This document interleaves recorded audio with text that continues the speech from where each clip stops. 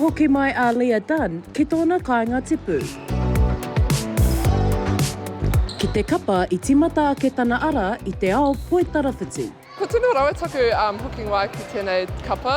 I te āhua anipa hau te tuatahi, engari ko tino hari te ngaka ko tau te wairua hoki. Kua roa nei a Dunn e whakakanohi ana I ngā kapa o te Central Pulse me te Mainland Tactix. Heoi, e hara ia I te kai tākoro anake ko whakawhiti mai ki te tīma. Ko Kimiora Poi hoki, ko piri mai ki te tīma steel, hei kāpene mai I te Tactix. Kamatu, ko rite te tokorua nei ki te tuki I tā rāua tīma o mua. It's been different. I'm one of the oldest in the team, coming from a team where I was kind of, in the middle and we had lots of experience in our team.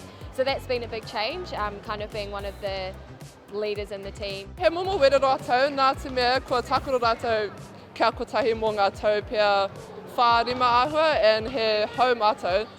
Hei tāpuri atu ki tērā, ko hoki mai tēnei I ka āwhiro o te kapa, a Wendy through, hei kai whakahaere mo te tīma.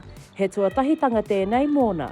I'm really enjoying the opportunity. It's a real honour for me to lead this team. And saying that, I'm new to this environment as a coach, so I'm still learning as I go, but yeah, just relishing the opportunity and just trying to be the best I can be for the team. Iti noi ho te wā o tēnei te renga, me te mea hoki e te kau ngā kēmu kei ia tīma. Hau ngā atu I tērā, he whainga nui tā te tīma nei. Goals really for me is just to play some consistent netball individually, and obviously we want to win the competition for the Steel. I think everyone goes out there to win, you don't want to go out there and lose. And yeah, just enjoying it down here. Taku whāinga kia whai tūranga ki runga te kōti. Last year I ended up injuring my knee and I didn't really get to play many games. I think I only played like 2 or 3, so yeah, just solidifying my spot on the starting lineup and playing some good netball. Ka peka atu te tīma ki o tautahi hei tēnei wikene. A ka timata te kēmu tuatahi hei tēnei rātapu, hei te whitu karaka I te pō. Shakaila Andrews Alapaki, Tahu News.